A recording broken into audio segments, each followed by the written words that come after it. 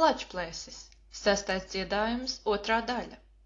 Šis ir LibriVox ieraksts. Visi LibriVox ieraksti ir brīvi no autortiesībām. Lai uzzinātu vairāk vai piedalītos, lūdzu apmeklējiet LibriVox.org. Lačplēsis, sarakstījis Andrejs Pumpurs, 6. dziedājums, 2. daļa. Turp, kur Gaujas krasti lokās, dziļās gravās ielējās, kur starp mežiem krastu līčos atrodas daudz pilskalnu, apdzīvotu Latvju ciltīm, zemes vaļņiem apmestu. Turpu devās kara pulki, vadīti no Lačplēša, un kur vien bija ieviesusies vācu sērga pilskalnos, ceļā tika izpostīti visi viņas perēkļi. Tālāk ceļā viņi nāca Dabreļa pils tuvumā. Šeitam pulka bruņinieku bija sapulcējušies. Veco pili tie no jauna bija cietinājuši. Lačplēs drīz ar saviem pulkiem stipro pili ieņēma, pie kam daudzi bruņinieku pazaudēja dzīvību. Tālāk kara pulki, it kā viļņi plūstami, gāja cauri mežiem lejām, apstāšanās nebija. Kamēr beidzot Kaupa pili, Turaidu tie sasniedza.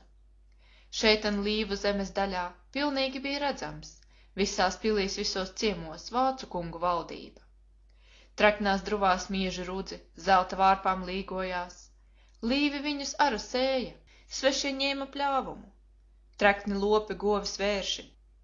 Zaļās pļavās ganījās, svešie viņu gaļu ēda, viņu ādas pārdeva. Pilīm blakus bija celtas svešinieku baznīcas. Priesteri un mūki viņās ļaudis dzina kristīja. Kristītos par kalpiem sevim svešinieki darīja, un no viņiem nodošanas katrā gadā iedzina. Tie, kas vēl bija palikuši savu tēvu ticībā, izklīda pa dziļiem mežiem, nezināmās silavās. Šetie cirta aklus mežus dedzināja līdumus, iegrozīja jaunas mājas, tēvdieviem kalpoja. Bet ir šetos uzmeklēja bruņinieku izlūki, un tik līdz kā iedzīvojās, nodošanas uzlika. Kara pulkiem tuvojoties, svešinieki iztrūkās, atstāja drīz savas muižas, savas mūku baznīcas. Visi bēdza ieslodzījās stiprā pilī Turaidā. Lačplēs tos no visām pusēm saviem pulkiem apsēda. Nebija visviegla lieta ieņemt stipro Turaidu. Bruņinieki lielā pulkā iekšpusē tur atradās. Šāva simtiem smagas bultas, atgainīja karēvjus. Līdz kam Lačplēs lika taisīt pulka trepes, stelažas, un tad kādā tumšā naktī pilis vaļņus pārkāpa. Kaušanās uz pilis vaļņiem tagad bija briesmīga. Krita daudz no abām pusēm, abas daudzreiz atkāpās. Lačplēs visiem pašā priekšā bruņiniekus nāvēja.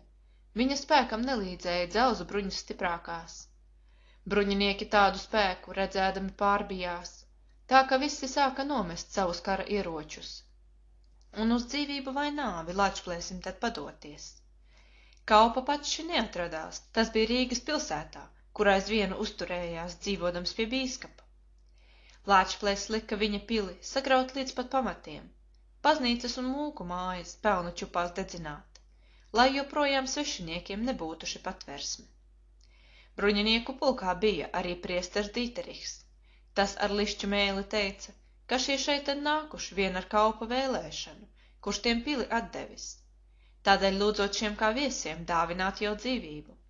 Lačplēs arī vēl ar vienu Kaupu ļoti cienīja, tādēļ beigās paklausīja Dīteriha lūgšanu. Lai gan viņam Līvi teica, neklausiet šim cilvēkam. Šis ar savu lišķu mēli esot visu niknākais. Esot šos jau 100 reizes lišķēdams tas piekrāpis. Tādēļ, ja ar visus citus viņš šie dzīvus atlaižot, Dītrihi šo melu mūku, lai tas viņiem izdodot. Lačplēs tagad pavēlēja izdot viņam Dītrihi. Šie to veda svētā birzē saviem dieviem upurēt. Bet, kad sirmais zirgs pār šķēpu 3 reiz bija pārkāpis, un ik katru reizi pa priekšu kreiso kāju pārspēris, tā bija zīme, ka ir dievi atraida šo nelieti. Tādā ziņā arī Dītrihs vēl no nāves izglābās. Lačplēs lika svešiniekiem atņemt bruņas ieročus, un tad tos ar plikām galvām aizdīt Rīgas pilsētā. Tagad viņš še visu zemi deva Līvu vecākiem, atstājuši tālu valdi līdz ar viņa karēvjiem, lai šie kopā līdz ar Līviem Gaujas krastus sargātu. Pats ar koknesi un tēvu ņēma citus karēvjus, un tad devās mežiem cauri, taisni tie uz Lielvārdi. Tā kā Turaidā bija arī bruņinieki Lielvārdē, nometušies pilnā dzīvē, kā jau visur raduši. Tomēr še par visiem niknāks bija viņu vecākais. Daņiels Badnerovs bija cilvēks, bez nekādas apziņas. Tas bija vecās piles vietā Mūra pili uzcēlis, pašā stāvā Daugavas krastā darījis nepiejietamu, un no šejienes visapkārt uzbrucis un laupījis, ciemus mājas dedzinājis, ļaudis visādi spaidījis. Šādas briesmas redzēdami bija daži vecie, bēguši ar savām ciltīm dziļos mežos slēpušies. Daņiels beidza laupīšanu, izsūtīja vēstnešus, lika teikt, ka gribot mierā dzīvot tas ar vecajiem, un dēļ miera derēšanas lūdzas tos uz pili nākt. Vecie, kuri nezināja paša ļaunas viltības, paklausīja negantniekam un uz pili nonāca. Daņiels viņus kādā klētī ārpus piles saņēma, sniedza viņiem ēst un dzerti, sarunājās draudzīgi. Bet uzreizi, kamēr visi vēl pie galda sēdēja, izgāja tas ātri laukā, klētis durvis aizslēdza. Tad ar saviem bendes kalpiem klēti salmiem apkrāva, un no visām pusēm ātri uguni tai pielika. Uguns liesmas drīzi vispāri, visu klēti apņēma, karstums dūmis piedās cauri, iekšā brēca cilvēki. Daņiels pats ar saviem biedriem pilis veļņos stāvēja, un ar ļauniem velna smiekliem uguns liesmās skatījās. Tomēr tam šie smiekli galā palika par izbailēm, jo turpat pa meža ceļiem atskrēja daudz jātnieku. Viņam priekšā Lačplēs jāja, smago šķēpu turēdams. Dzirdot kliekšanu tur klētī, Lačplēs durvis iesita, un ar citu palīdzību vecos ātri izglāba. Šie kā debesis nokritušo ieraudzīja Lačplēsi, prieka pilni pateicību izteica par glābšanu, un tad ātri izstāstīja, kā šos krāpis Daniels. Dzirdot šādu velna darbu, Lačplēs ļoti apskaitās, sauca savus ļaudis kopā, sāka pili apkarot. Lai gan bruņinieki stipri līdz pat nāvei turējās, tomēr pēc neilga laika Lačplēs pili ieņēma. Pēc tam viņš bez žēlastības lika visus nomaitāt, bez vien pašu Danielu, kuru dzīvu saņēma. To viņš vēlāk atvēlēja saviem ciemu vecākiem, lai kā zinādami paši atriebis šim ļaundarim. Ātri izpaudās šī ziņa, Lačplēs esot Lielvārdē. Visos ciemos, visās mājās prieka vēsti saņēma. Visi atkal kā no jauna atdabūja dzīvību. Tie, kas bija izklīduši dziļos mežos slēpušies, salasījās atkal kopā, vecās vietas ieņēma. Visi steidzās prieka pilni, drīz uz pili Lielvārdi, pateikties par svabadību, apsveicināt Lačplēsi. Lielvārdē bija prieka dienas, svētki kara uzvarai. Vecais Lielvārds visiem ļaudīm lielas dzīves darīja. Ēda, dzēra, dejas veda, laupījumu dalīja. Kādā dienā atminējās Daniela virsaiši. Tie to ņēma laukā veda, Daugavmalā nolika, teikdami, tu vācu sunis, nodevi mūsu ugunim. Tagad, kur tu mūsu rokā, mēs tev dosim ūdenim. Tad tie ņēma biezu dēli, Danielu uzlika, augšpēdu uz biezā dēļa un ar virvēm piesēja. Pēc tam viņu apsmiedami iestumdīja Daugavā. Brauci nu uz savu zemi, savu brāļu meklēdams, līdz ar tevi projām aizbrauks arī svešā ticība. Briesmas bailes nu visapkārt, svešiniekus pārņēma, dzirdot šādus kara darbus še no Latviju varoņa. Visi viņi, kur vien bija, nu uz Rīgu aizbēdza, meklēja tur paglābšanu domas mūros stiprajos.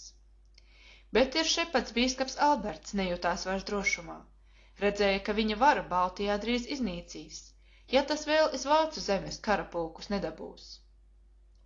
Tādēļ tas ar kuģi brauca atpakaļ uz Vāczemi, gribēja tur lielus pulkus bruņinieku sadarēt, un tad jaunā pavasarī karu atkal atjaunot. Tikām Rīgā savā vietā viņš nu kaupu atstāja, kurš ar palikušos svešos apņēmās pats apsargāt. Lačplēs zinādams, ka zemē tālāk briesmas nedraudē, atlaida uz mājām ļaudis, palika pats Lielvārdē. Šeit un jauki ietaisījās abi tie ar Laimdotu. Laimdota pa iekšu posa, Lačplēs laukā strādāja, cietināja tēvu pili, saimniecību vadīja. Koknes arī devās mājās, līdz ņēma spīdalu, aizkrauklis tos pavadīja līdz pat pilē koknesei. Sirsnīgi ar dieviem teica, Lačplēsim un Laimdotai, šķirdamies viens otram draugi, labu laimi vēlēja. Vecais Lielvārds pavadīja mājās draugu burtnieku, Abi veči Burtnieku pilī dzīrās kopā padzīvot. Laimdota un Lāčplēsis abi, nu priekš saviem dzīvoja, apbalvoti slavas darbiem, godāti no tautiešiem. Še uz Daugavas jaukiem krastiem viņi tagad panāca, ko bija grūti meklējuši, mīlību un laimību. Ziedonis atkal kalnus lejas, tērpa zaļā uzvalkā, atkal dabas dzīvinieki kustējās it modrīgi. Tēva zemē grūti laiki, likās it kā bijuši. Katrs savās mājās steidza pavasara darbus sākt, arklus iesiet, griezes uzsist, sētas žogus izlabot. Arī Kangars bija laukā savā mazā dārziņā, grieza zarus, smēja mietus, savu dārzu apkopa. Viņa ģīmes izskatījās tagad ļoti saīdzis, tam bija arī notikušas lietas nepatīkamas. Posts, ko bija palīdzējis tēva zemē izplatīt, kā vispāri arī viņam sliktus augļus ienesa. Zemes ļaudis kā pa priekšu viņa neapmeklēja, svešinieki tā pavisam nedomāja ievērot. Bet par visu vairāk kremta sirda vecam liekuļam, ka bija Lāčplēsis tautas varonis lielu slavu panācis, un ka Spīdala bija brīva vēlna nagiem izrauta. Viņam vien bija jāsagaida moku nāve briesmīga, un ar savu ļauno sirdi vientuļam šajā dzīvo. Tādēļ tikko neiztrūkās, kad, jau saulē noejot, kāda balss pie dārza vārtiem dobi viņu apsveica. Galvu paceļot tas dārzā, ieraudzīja Dītrihi. Tiešām brīnos, ka tu reizi arī mani apmeklē, vai gan tev tais mūra pilīs apnikuši cepeši? Teica Kangars viņu sveicot, pasmīnēdams spītīgi. Cepeši nav apnikuši, bet drīz viņu pietrūcīs, ja ar savu mākslas spēku nenāksi man palīgā. Šoreiz tevim solu visu, ja vien manim līdzēsi, teica Dītrihs izstāstītams, ka pie Rīgas atnākšot, ar jo lielu karaspēku bīskaps Alberts drīzumā. Tomēr viss par velti būšot, kamēr Lāčplēsis Baltijā, bruņinieki nevarēšot visu šo zemi iekarot. Tādēļ lai šis izmeklējot, kur tā stiprums pastāvot, un ka pretinieks kāds stipris varētu to pārvarēt. Kangars teica, viņš jau 10 reizes esot sūtījis, viņam ceļā milžus jodus, bet tas maz ko līdzējis. Lāčplēsis visus zemē kāvis, dzīvs no valgiem iznācis. Ja tas tagad bruņiniekus it kā lakstus kapājot, tad šim gan maz bēdas būtot, ja to citi apstākļi nepiespiestu izturēties naidīgi pret varoni. Pats šis nezinot, ko iesākt tālāk pret Lāčplēsi, varbūt viņa kalpu gari došot kādu padomu. Dītrihs, ja par labu ņemot viņa prasto dzīvokli, tad lai kādu laiku šeitan viņa mājā paliekot. Naktī ieslēdzās nu Kangars viens pats savā kambarī, pieteikdams, lai, ja ko dzirdot, Dītrihs mierīgs paliekot. Pusnakti nu cēlās viesuls, visa māja šķobījās, kambarī bija stenēšana, ņurtēšana dzirdama, tā ka Dītriham aiz bailēm mati stāvu sacēlās. Tas sev meta krustus priekšā, noskaitīja pāterus. Naktis 3 bez gulēšanas Kangars šādi pūlējās, kamēr 3. rītā teica, nopietni tas Dītriham. Nolādēta būs šī diena, noslēpumu atklājot, arī mēs kā nodevēji nolādēti paliksim. Tomēr ļaunam būs joprojām darīt atkal ļaunumu. Tādēļ manas dabas biedri, klausies, ko tev stāstīšu. Lāčplēsis ir no Lāču mātes, dziļā mežā piedzimis, kur tā tēvs kāds dievu svētīts, vientulībā dzīvojis. Tas no mātes Lāču ausis un ar spēku mantojis. Ja nu kāds tam Lāču ausis cīnīdamies nocirstu, lielais spēks tai pašā brīdī, tad ar viņu atstātu. Tagad ej, es esmu galā, pateicības negribu. Lielus pulkus bruņinieku Alberts bija atvedis, atkal Rīgā un no jauna karu uzsākt rīkojās. Viņu pulkā tagad radās ar kāds tumšais bruņinieks, kurš daudz gadus Vācu zemē laupīdams bija dzīvojis. Stāstīja, ka viņa māte bijusi par raganu un caur savu velna skolu dēlu apvārdojusi, tā ka tam neviena brūce nebijusi nāvīga. Šo nu Dītrihs izredzēja ņemt par savu ieroci, un ar viltu neģēlīgu Lāčplēsi tad samaitāt. Arī kalpu aicināja pie šī darba palīgā, apsolīdams dieva vārdā viņam debesis valstību. Kādā dienā abi divi, laimdota ar Lāčplēsi, sēdēja pie galda pilī, runādami dažādi.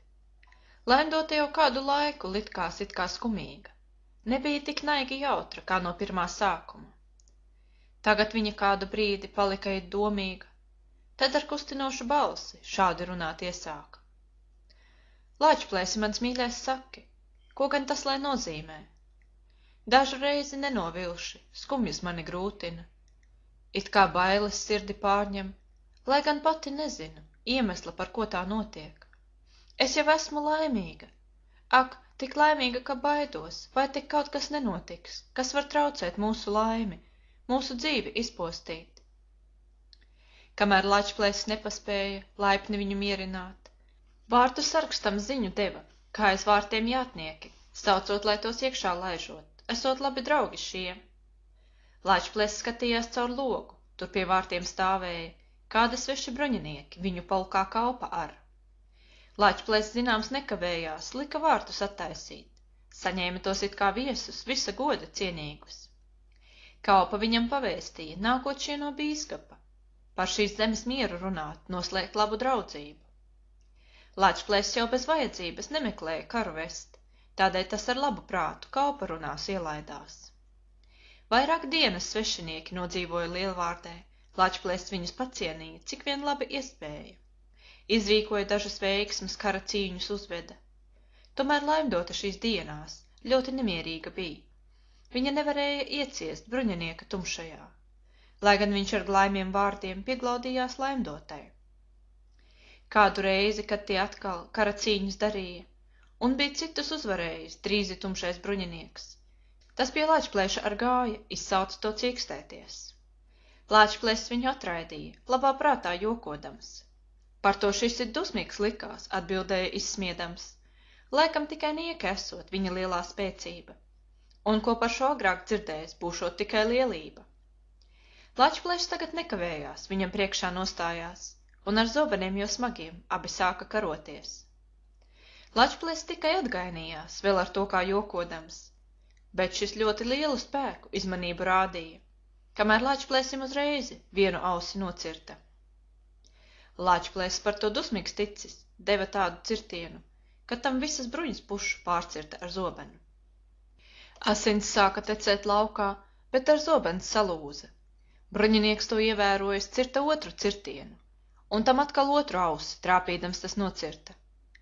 Nu vairs dusmām nebija gala, Lāčplēsis viņu sagrāba. Sāka tie nu abi lausties, tā ka zeme līgojās.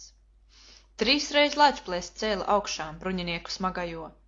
3 reiz pats tas streipuļoja, bruņiniekam speroties. Klāt būdamie karavīri nobāluši skatījās. No šī skata viņu kājas bija kā zemē iemietas. Lauzdamies tie tuvu bija, stāvam krastam nākuši. Lāčplēšs beidzot bruņinieku gāza dziļā nolejā. Bet šis kristams smagām bruņām norāva to līdz ar sev. Ūdens blakšķiens norībēja, viļņi augšus lakšķēja. Un šie abi karotāji pazuda tur dziļumā. Gaudu kliedziens ieskanējās mūra pilī šausmīgi. Laimdota tai pašā brīdī beidza savu dzīvību. Saules stari rietēdami, bāli grima Daugavā. Bieza migla izplatījās, birdama kā asaras. Sēri krāca ūdens viļņi putodamā Daugavā. Viņi savā klepī ņēma Latvju tautas varoni, un ap viņa guļas vietu cietu salu uzcēla. Citi Latvju karotāji, radi draugi tautieši, drīz viens pēc otra krita, cīnoties pret pārspēku.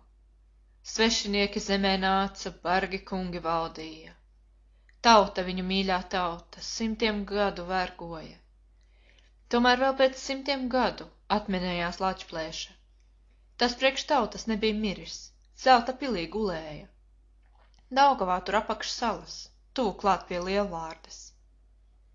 Laik no laika laivinieki, braukdami pa Daugavu, pusnaktī redz 2 vīrus, stāvā krastā cīkstoties. Pa to laiku pilis drupās atspīd it kā uguntiņš. 2 vīri cīnīdamies pienāk pašā krastmalā, kamēr beidzot tie no krasta ūdens dzelmē iegāžās. Gaudu kliedziens atskan pilī, nodziest uguns gaismiņa. Tas ir Lāčplēsis, kas te cīkstas, verelis svešo naidnieku. Laimdota tur pilī skatās, gaida, kamēr uzvarēs. Un ar reizi nāks tas brīdis, kad viņš savu naidnieku vienu pašu lejā grūdis noslīcinās atvarā. Tad zels tautai jauni laiki, tad būs viņas svabada. 6. dziedājuma 2. daļas beigas, un arī eposa Lačplēsis beigas.